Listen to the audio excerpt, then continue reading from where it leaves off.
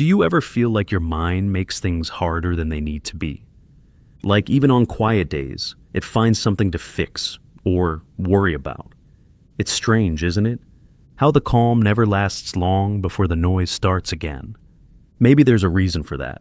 Something the mind keeps doing that we haven't quite noticed yet.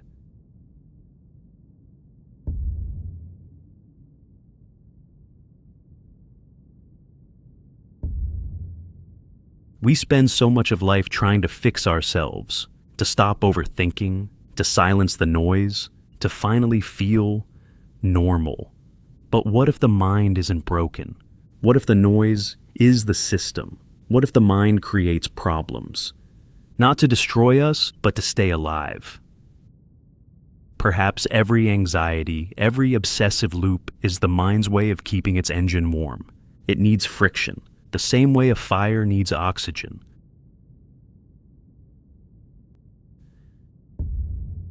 Neuroscience tells us when the brain predicts danger, it releases chemicals to prepare the body for survival.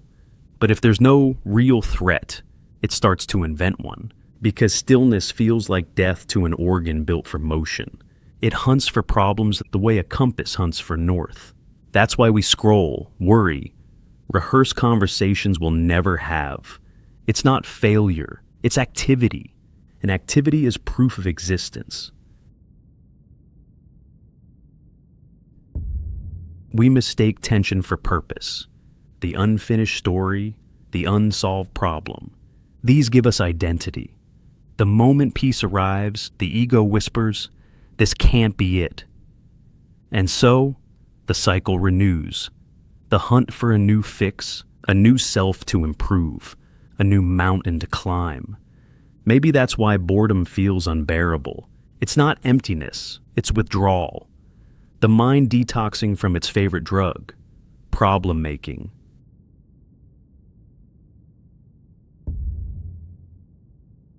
We call it suffering, but the mind calls it stability.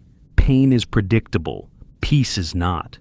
You've known the rhythm of stress for so long, it's become a kind of home, uncomfortable, but familiar.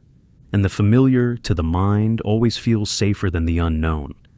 That's why people sabotage love, delay success, or reject calm, not because they fear happiness, but because it feels foreign. Where attention goes, reality crystallizes. Your thoughts aren't just visitors, they are sculptors. A worry rehearsed enough times becomes architecture. A fear remembered becomes habitat. The mind builds cities out of repetition, and then forgets it was the builder. In that sense, every thought is an act of creation. A quiet physics of attention, turning possibility into shape.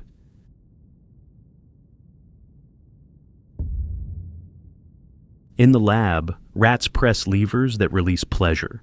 They press until exhaustion, not for joy, but for relief. Humans do the same, except our levers are digital, emotional, social. Each ping, each argument, each crisis gives the mind a pulse, a reminder that it matters. So the brain learns, no problem, no pulse, no drama, no proof of life.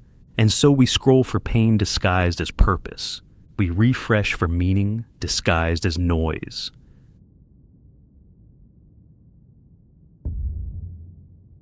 From evolution's view, survival meant movement. To sit still was to die. So our ancestors' alert minds passed their vigilance down to us, like a torch still burning even when there's no predator left to run from. Now we fight shadows, deadlines, opinions, algorithms, and call it progress. But the mind doesn't care what the danger is, only that it exists. It's a guard dog with no intruder. So it pretty much barks at the wind.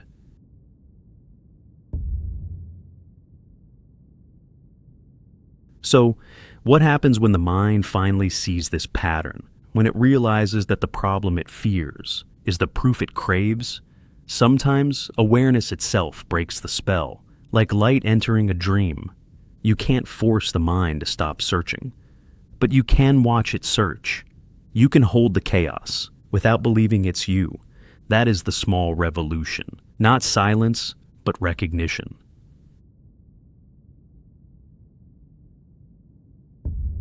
Maybe healing isn't fixing what's wrong, but befriending why it exists.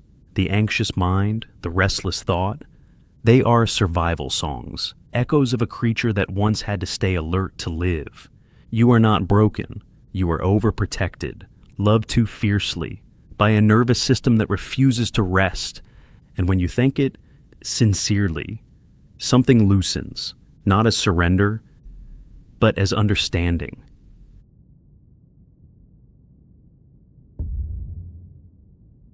So, why does the mind create problems it secretly needs? Because it learned long ago that struggle means alive. Because peace still feels like the pause before danger. Because it is not yet remembered that calm can be safe, and silence can still mean existence. Perhaps the next evolution is not a smarter mind, but a gentler one that can survive stillness without inventing storms.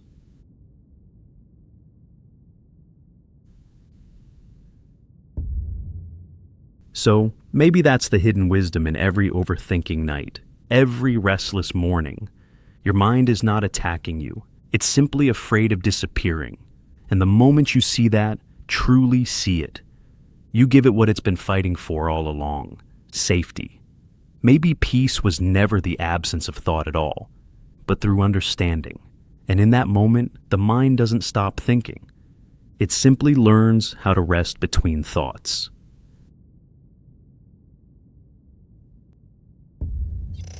Maybe peace was never about silencing the mind at all. Maybe it's about hearing it fully without letting it drown you. Because every one of us lives inside this same storm of thoughts. Some days it's loud, some days it's light. But we all wake up trying to make sense of the noise and find a little quiet in between. So, if today felt heavy or messy or too much, I hope this reminded you that you're not broken for feeling that way. You're human. And maybe that's enough for now. Just to keep showing up, to keep learning, to keep trying, and to give yourself permission to rest between thoughts.